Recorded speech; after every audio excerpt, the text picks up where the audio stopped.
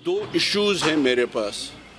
एक तो ये हैदरपोरा का जो इंसिडेंट हुआ, जो दर्द पूरे कौम ने महसूस की है, मुझे अच्छा लगा कि पहली बार हम सब एक होकर हमने एक आवाज़ उठाई है जो बेइंसाफ़ी कश्मीर में होती जा रही है। उसके लिए एक नंबर 1। नंबर 2 मैं आपसे कहना चाहता हूँ कि रोज़ हम रोते हैं, रोज़ हमें तकलीफ़ पहुँचती है, रोज़ ऐसे सानिया होते हैं।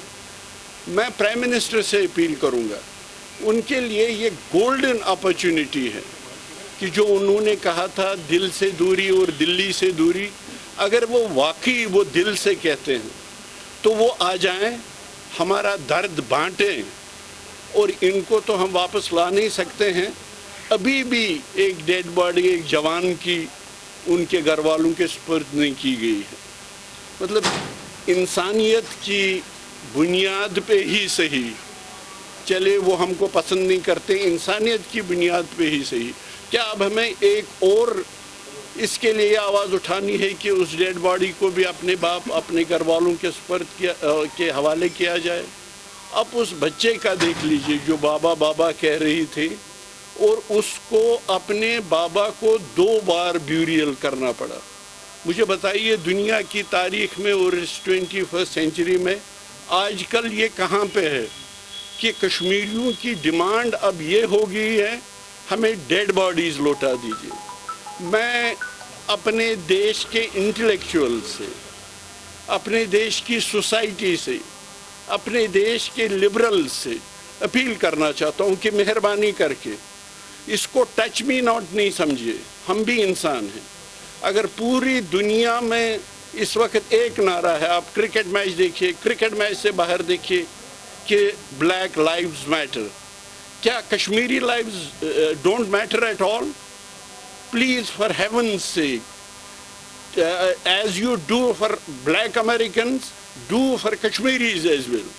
We are suffering, we have pain, we are pained to see things everywhere, right, left and the center. अब मैं जुडिशल मैजिस्ट्रेरियल इंक्वायरी, इवन अगर आप जुडिशल इंक्वायरी की बात करेंगे, जिस हिस्से में देश के special powers, armed special powers act होगा, उस देश में आप प्रोब को लेके किस नतीजे पे पहुंचेंगे, ये हम 30 साल से ज़्यादा देर से देख रहे हैं। इसलिए मेहरबानी करके अगर प्राइम मिनिस्टर जो वो दिल की दूरी और दिल्ली से दूरी वाकई दिल से कहते हैं, तो हमें भरोसा दिलाएं, इन बच्चों को भरोसा दिलाएं जिनका ये बाबा छीना गया, उनको भरोसा दिलाएं कि ये वाक़ा जो है, ये वाक़ा दोबारा कश्मीर की सरजमीन पे कभी नहीं होगा। ये उनके लिए मौका है कि हमें एतबार दे। हम एतबार खो चुके हैं, हमें अपने आप पे एतबार नहीं रहा है जो हाल हमारे साथ हुआ है।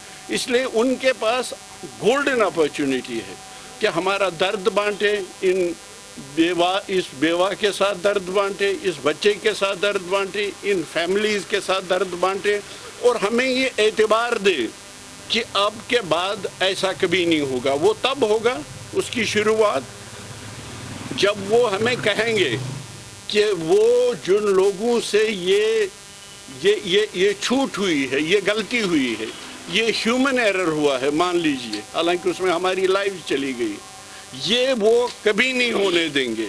शायद आहिस्ता आहिस्ता हमको इस बात पे एतबार आएगा।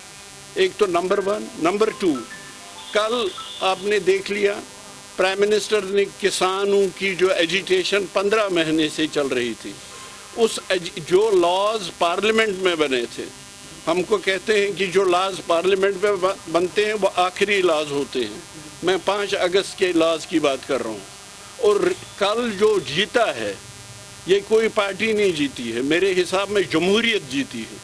मेरे हिसाब से जिसको हम समझते थे कॉन्सेप्ट ऑफ इंडिया, वो कल जीता है।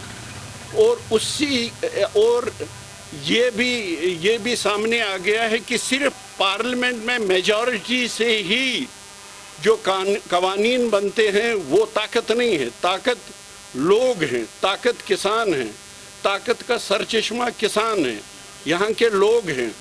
कि ये कल जमहूरियत की जीत हुई। اسی جمہوریت کو زندہ رکھنے کے لیے آپ کے پاس موقع ہے کہ جو آپ نے ایسے ہی قوانین بنائے تھے 5 اگست کو 2019 جس میں ہمارے ہی کانسٹیٹیوشن کی دھجیاں اڑا دی گئی تھی، کیونکہ ہمارے کانسٹیٹیوشن نے وہ حقوق دیے تھے۔ انڈین کانسٹیٹیوشن سے سیکرڈ ڈاکیومنٹ اور کوئی ڈاکیومنٹ نہیں ہے۔ اس کی لاج رکھنے کے لیے، جیسے کل آپ نے لاج رکھ لی کہ صرف پارلیمنٹ میں میجورٹی کی جو ہے وہ بنیاد نہیں ہے جمہوریت کی۔